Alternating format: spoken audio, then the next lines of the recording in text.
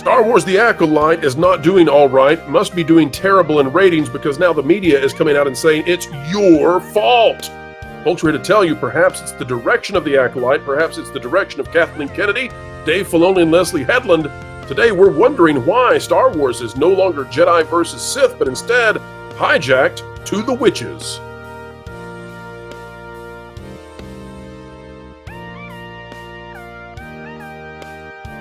Hello, ladies and gentlemen. Welcome back to the Pro Channel, where we endeavor to explain entertainment and keep you ahead of the culture curve. Joining us today for a great conversation is Lauren Connor and Michelle of Force of Light. Welcome to you both. Good to be here. Now, I don't know if you two know it, but it's your fault that The Acolyte is doing so poorly. It's all you. You're terrible people for not liking it. Paul Tassi told me so. Take a look, folks. This is out of Forbes. And this article is an embarrassment. Sorry, Paul. We're going to have to be honest, and honesty is going to be rough for you today. The Acolyte's 15% audience score is embarrassing for the audience scorers. All right, so here's what Paul has to say. We knew this was coming. We knew that they were going to blame the audience. Again, they're going to go with the Last Jedi strategy. It's not going to work, and it's only going to alienate them from an audience that they don't have. While Star Wars has had many controversies in the Disney era, viewers have now mobilized a fleet of TIE bombers to obliterate user scores of The Acolyte wherever possible, namely on Rotten Tomatoes and IMDb. Also known as people are reviewing it negatively because they don't like it. I previously reported, Paul Tassi did, that this started up right at release. Who would have thought people started reviewing something when it released? As The Acolyte quickly became the lowest audience-rated Star Wars project besides the infamous holiday special.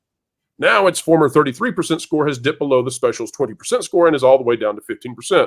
Who would have thought after the lesbian witches had a ritual for their children and the Jedi showed up and then all of the witches who were the oppressed matriarchy died, that this would have caused even less people to like it?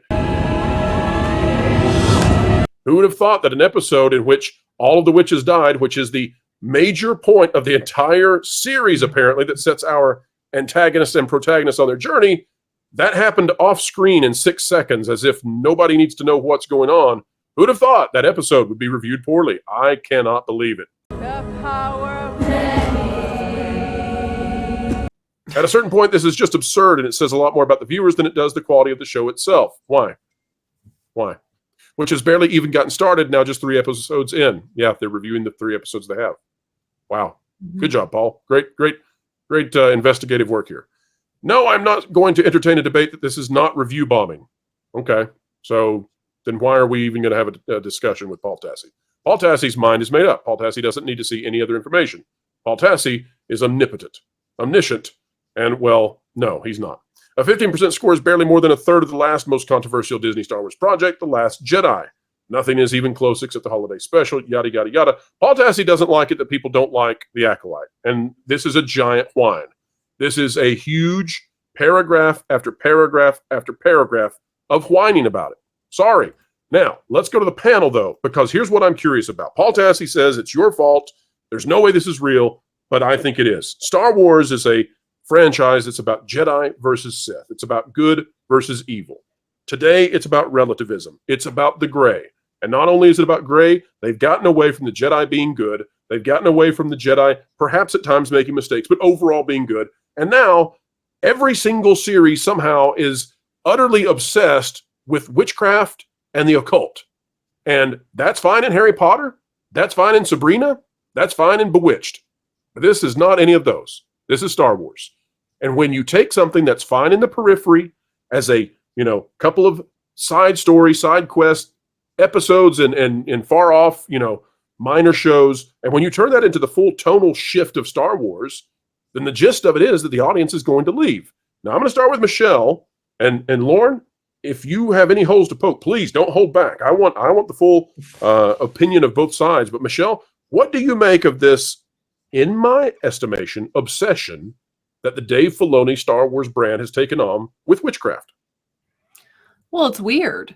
It's strange because, as you said, it doesn't fit in Star Wars, ultimately, outside of, like you said, a few side quests. I mean, people always bring up the Witches of Dathomir, but they were, that's a good way of putting it. They were a side story that was told over the course of a few episodes in Clone Wars. It was not there wasn't this main emphasis as we're getting with this show. And also we actually, I'd almost forgot about Ahsoka because, you know, it's a forgettable show, but we had them there as well. So it just is odd because Star Wars is very simple. As you've already said, it is good versus evil. It is the Jedi versus the Sith. It is authoritarian government versus people who want liberty and a republic.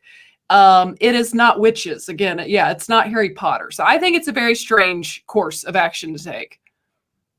Well said. Lorne, what are your thoughts on this hyper focus, in my estimation? I mean, think about it. Ahsoka, tons of the witches in there, Night Sisters. And again, I don't care. If it's a franchise that's based on witches, have at it. But in Star Wars, people are coming with a certain expectation. Maybe not witches. What do you think? I think this has been a problem for Star Wars if they wanted to do sequels ever since the end of Return of the Jedi. Because if George's dictum is to be true, that the Sith were completely eliminated and will not return after Return of the Jedi, if you're going to do more stories, then you have to have some kind of antagonist. And so far, they've tried the Knights of Ren. Now they're trying to make the Night Sisters and other witch covens. Oh, hold up, Lauren. Hold up, Lauren. You might have to tell people who the Knights of Ren are because I think we had 5 seconds of them. I kid. No, I don't. Yeah, it's like, do we even know who they are? I don't think it really ended up mattering. But that is a big problem. If you're going to get away from the Sith, then it's going to be hard to tell additional stories. I don't have a problem with the Night Sisters. That actually goes back quite a ways. You know, if you want to go all the way back to the Dave Wolverton novel where they were originally created, the Clone Wars conception of them was quite different, but they still existed in the lore. But once you start creating additional covens, I think it also dilutes what they are, and it introduces confusion into the audience. And as you said, if you're focusing on it as a main point, that really becomes a problem because it feels like it's jammed in there. It doesn't feel like it's a natural progression, and I think it's just going to create confusion in the audience. And as for Paul saying that, yes, it's our fault, sure, I think we'll wear that badge with honor. I think that's kind of what we want. This is where you want gatekeeping. If you want your franchises to stay relevant and true to what their original form is, then you need to be a fan of that franchise. These people that are coming in now, they're not fans, they're carpetbaggers. They wanted to enter the fan base, change it to something that was palatable to their tastes, and then exclude everybody and say, well, if you don't like it, just leave. No, we were here first. We'll keep it the way we like it, thank you. And if you're going to continue to try and change it, and you're going to continue to try to paint us a certain way, we're going to make life just as difficult for you as you did for us. See how you like it. You know, Paul Tassie's probably not going to like it. I'm sure he is free to write these kinds of ridiculous articles on Forbes for as long as he wants to. He's the new Scotty, I guess. Mr. Mendelsohn, don't know where he's at, but maybe Tassie has taken over that role. But you know, it must not feel very good to be this far out of the mainstream, because when we see the kind of audience score that this series has, and when we see the ratings, which we covered last week, are just absolutely awful, then that means that the majority now agrees with what we've been saying, and I think they always did. I just think that was largely hidden by the media spin with the Last Jedi, and there wasn't a good outlet at that time. Now, channels were created from the Last Jedi, but this strategy that they're employing now, which is the Last Jedi 2.0 spin, it's never going to win because there are so many voices now that will expose them and put out the facts and the figures. And frankly, Michelle, I think both of you are right on with this. This is like, you know, Star Wars is kind of like a steakhouse. It served a certain type of steak, and people enjoyed that steak, and that's what they want. You go to Red Lobster, the few that are still remaining, because you want to get seafood, right? You go to a steakhouse because you want steak. And if you try to force people to have vegan tomato bisque, that's not going to work. And this is far worse. This is spoiled tomato bisque. Michelle, why do you think they want to make Star Wars be focused on the oppressed matriarchal witches? And you know, why are they having immaculately conceived through the thread babies born of two witches of the same sex? Why are they doing all this? What's the point? Well, you know, I mean, that's a good question. I feel that's the question of the hour. Well, it's not to get ratings, is it? No, it's definitely not. It would seem as if they clearly are really into witches for some reason. And as One far of as them is. yeah, and as far as the other, I know they can go back to, well, Anakin was that way, which to me makes it all the more why you don't do it, because why take away from the chosen one's prophecy? So One it's of just them is into witches, and the other one has been just fine with a few being sacrificed, a few women being sacrificed anyway. Oh, I'm sorry. That might go too far. I don't know. yes. Well, I think that's it. I think it just kind of comes out from the writer and her perspective and worldview on life. And the other thing I was thinking of saying when Lauren was talking, another issue, the biggest issue I have with this episode is, okay, so you're going to have witches. Okay, whatever. You have done it before. But even going back to Ahsoka, the witches, like, she was bad. Like, it was very clear. It was very still good versus evil. Ahsoka good, Morgan bad. Like, it was, where in this case, they wanted the Jedi to be viewed as evil and the witches to be viewed as sympathetic. And that can never happen in Star Wars because you've lost the plot. I think they've lost the plot. I think that's fair to say. And I just don't, for the idea of what the brand is, I just don't know why every single show now is about witches instead of Jedi versus Sith, good versus evil. Every single show spends a huge amount of time now with witches. And I'm like, are they confused about which franchise they're in? And think about this, Lauren. Here's a great question for you. While we're doing witches, okay, and I mean that in multiple ways, while we're doing witches in this show, Star Wars Once Upon a Time was about blasters. It was about good versus evil. It was about the ships and the technology and the robots and the droids. Lauren, what ships have been introduced in this show? Have you heard anything about new ships? Have you heard anything about new tech? I guess we'll get a whip, which is apropos for who's writing it. I haven't watched it, so I don't know about ships or vehicles or anything like that. I did hear that besides the light whip, I heard that besides the light whip, there is. I think we got 5 seconds of a cutaway to a ship. Go ahead, Lauren. Sorry, I'm interrupting you. Go ahead. There's going to be some kind of a special lightsaber that I guess Leslie Headland wanted in the show. She said it's going to be different than anything that was seen before, and that it was apparently some kind of a technological challenge to create. I don't know what that is. I kind of wondered if it might be related to a lightsaber from the old EU that could vary its blade length, but I don't know for sure what that is. But that is something that they're apparently going to introduce at some point. Well, and Pro, I hadn't even thought of that. That is such a good point. Yes, there's no cool ships. Even Mando understood that. He had the Razor Crest. It was cool. He had all the gear type stuff. Like, this show, you're absolutely right. Has there even been a blaster in the show? No, there are no blasters in the show. There's no blasters. They basically don't use their lightsabers except as a flashlight. And that's such a horrible business move because, you can sell a lot of toys with blasters and lightsabers, but you can't sell toys of the power of one, just these hand. Oh, sure you can. Sure you can. There's going to be an Acolyte version of Dance Dance Revolution that nobody will play, where you have to sit there and pull on the thread out of the sky and see if you can make some more special kiddos. Special kiddos. Let me show you how bad this Paul Tassi article wraps up, though. I want to get both of your thoughts on this. The end of the article, the very end, we're skipping parts of it. Folks, if you want to go read it, have at it. It says, the 15% score is embarrassing. Talking about the audience score. Not for the show, but for those review bombing it to a frankly laughable degree. Now, here's where we have to mock Paul, because this is just a very low IQ thing to say. Everybody has low IQ moments. Maybe Paul had one of those. And none of us are immune from it. But this is a special level. It says, I'm not even the Acolyte's biggest fan, as the first 2 episodes I didn't love, though I thought episode 3 was more interesting. Okay.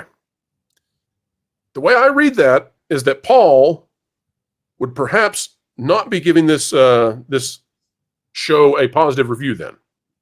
If you didn't love it, is it fair to say that you were either on the fence or negative? And if that's the case, then Paul would also be part of the people who are voting it down. And Paul is mad that so many people agree with him. because they shouldn't, because it's not allowed, because this number embarrasses him for some strange reason. Can either of you help me make sense of that? Can anybody help me understand what in the world is going on? And perhaps we're just in a case of utter mental gymnastics as the people who are all about the message and not about studying the quality of the subject matter. Maybe they don't know what to do when it's so bad that they feel they're out on the fringe. Do either of you have any idea what Paul's trying to say here? I think Paul's trying to say that he feels that we should have at least voted it a 50. Like, but how? How are we going to, like, do we come together as, I don't know how many people have reviewed this, maybe are there 50,000 reviews? Like, do we all get together in one big phone call and just say, all right, how are we going to engineer this thing? And I'm sure that for the press, that they do this all the time, apparently. So maybe they just think we all can, but I don't know how we're going to organically all decide to land on 40 or 50 or 30 or whatever. People don't like it. They don't like it. Can you bring that article up again real quick, that part that you were just showing? I sure can. Because there's a section here. This whole situation is a parody of the modern toxic fan base of the series. And if you want to disguise it as being upset about canon, then it shows a distinct lack of understanding of both the material of the show and the wider universe. I want to take that on. Because Lauren, you don't know nearly as much about Star Wars as Paul Tassi. We don't have you on here as the resident Star Wars expert, the most knowledgeable person of Star Wars we've ever encountered. Well, this is the fig leaf that I think they're wanting to go with. They think that no one's going to challenge them on this. And I think this is where the vast majority of people actually have been arguing. It's like, we're not arguing about race. We're not really arguing about gender, except as it relates to the conception of these two twins. And that directly impacts, first of all, Anakin's birth, but more importantly, and one place that I think that a lot of fans get confused and where I hear a lot of these people that are writing these kind of articles talking about it, is Darth Plagueis. And I think that Marvin is right when he's saying that there's going to be a Plagueis reveal in this show. They're all arguing that, well, this is what the Sith were all about. It's that they were about creating life. It's not like this is unique. That's the fundamental misunderstanding. Darth Plagueis creating life was a lie. That was how Palpatine snookered Anakin in, and he immediately changed his story as soon as he had him on the hook. Said, oh, well, I don't exactly know how he did it, but together I'm pretty sure we can figure this out. That's what makes it important. And there's another article or comment that I think John wrote about earlier this week when you're talking about Grace Randolph. I think Grace was a little surprised by the reaction on her own poll when she was asking how people felt about this. And she was saying, look, I understand people are frustrated with Star Wars, and I am too, but it seems to me that we're wandering into levels of hate speech here. It's like, no. You guys, there's only one way that we can communicate with you people to tell you that we do not approve of what you're doing to this franchise.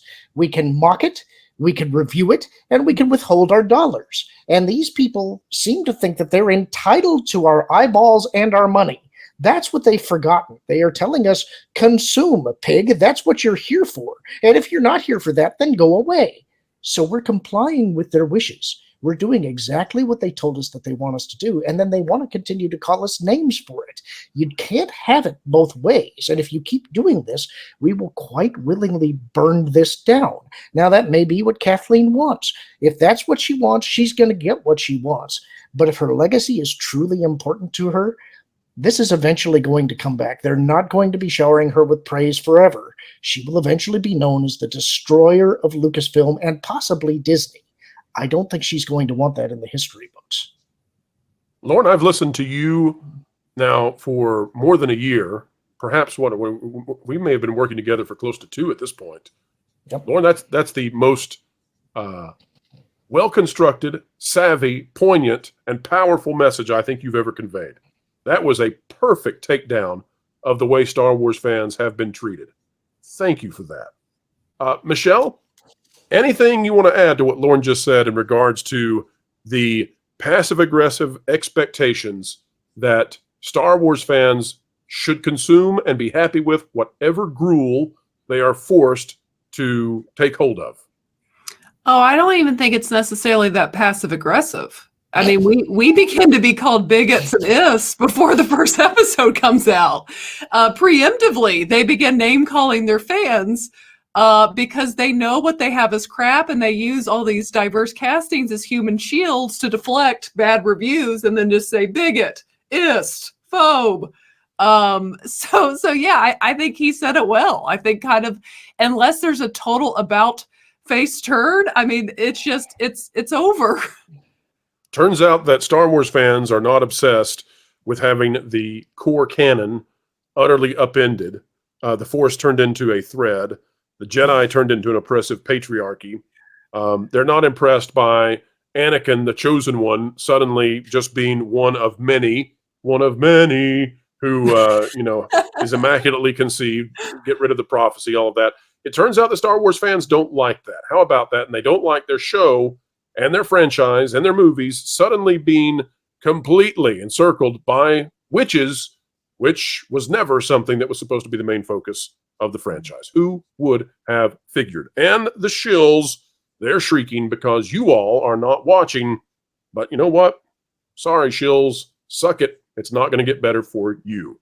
All right, folks, you need to go find Lorne and all of the great content he's putting out on his YouTube channel, where he is covering the EU, the old EU that was so good that Disney largely discarded or has tried adopting, and poorly. And of course, Michelle, tell the folks out there about what you have coming up on Force of Light Entertainment. Yes, well, you can join us this coming Monday at 6:30 p.m. Eastern Standard Time. We're going to be covering the Acolyte a little more, and we'll have our guest, Echo Base Network, will be with us this week. And then Tuesday, we've got our first time watching reaction of Caddyshack, which is a fun one. And then Wednesday, I will have my Acolyte episode 4 review. So definitely go check us out at Force of Light Entertainment. Thank you both for being here so much. And Lorne, again, that was a very powerful message, and I thank you for it. Folks, if you want to thank Lorne for it, drop a comment down below and tell him whether or not you agree. But also let us know, do you think that Paul Tassi has become the new Scotty? We'd love to know. And no, not Scotty from Star Trek. If you've been paying attention to these sorts of things, you'll know who we're talking about. Like, share, subscribe, click it, stick it to the algorithms. It's the notification bell. And folks, I have to say a special thank you to so many out there, because we launched Vacation Radio, the new original content 24/7, 365 music station here on YouTube. Link is in the description. And folks, you have absolutely just blown us away. It is already getting close to 1,000 subscribers. Once we hit that number, it's going to be a really big lift, and YouTube will treat it differently. Folks, go listen in, see how we're doing with original content. If you support us strongly enough, this will take it far above and beyond, and YouTube will begin promoting it to all kinds of people. And then that is our stepping stone into creating, eventually, we hope, short films and taking on the corporations who hate you. So why consume those, the content of those who hate you? Consume from those who wish you well. Folks, we wish you all well. We wish Lorne and Michelle the very best. Thank you both again. And folks, as we say goodbye, we'll catch you soon. More content on the way, as well as the Pro Show tomorrow at noon Eastern with Chris Gore talking about all things Disney. James O'Keefe says he has some sort of Disney tapes. My, oh my, I think we've got stuff to cover. We'll do it. Folks, wherever you are and whatever you're doing, keep learning, keep growing, and keep having fun. Yeah, I am so excited for Independence Day. You can taste the liberty and drink in all that 4th of July freedom. Why? You're not an American, and you don't live in America. Not to mention, you're a troll, and they're from Norway. Wait, you're saying that trolls can't have the spirit of America? How do you explain Leslie Headland? That'd also be like saying the Acolyte isn't Star Wars. Well, I guess it's not bad to not be American and wish for that kind of freedom. But please, don't compare this situation to the Acolyte and it being Star Wars. Nothing's that bad. Well, gosh darn it. You've given me something new to aim for.